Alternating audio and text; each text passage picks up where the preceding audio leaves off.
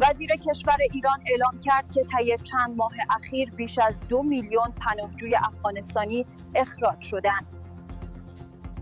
مقامات ایرانی این روند را یک دستاورد در مدیریت اقتصادی و جمعیتی توصیف می‌کنند. اما منتقدان میگویند این آمار در حقیقت بازتاب فشار اقتصادی شدید و کاهش توان خرید مردم ایران است، فشاری که حالا حتی در اقلام ابتدایی مانند نان نیز خود را نشون می‌دهد. وزیر داخله ایران امروز اعلام کرد که در چند ماه گذشته بیش از 2 میلیون پناهجوی افغان از این کشور اخراج شدند.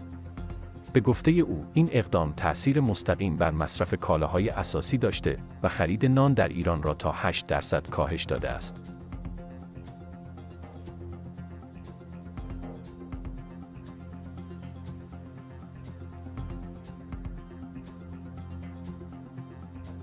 نظر خود را بنویسید و برای دنبال کردن خبرها و گزارش‌های بیشتر، صفحه وی بیان ریپورتر را فالو کنید.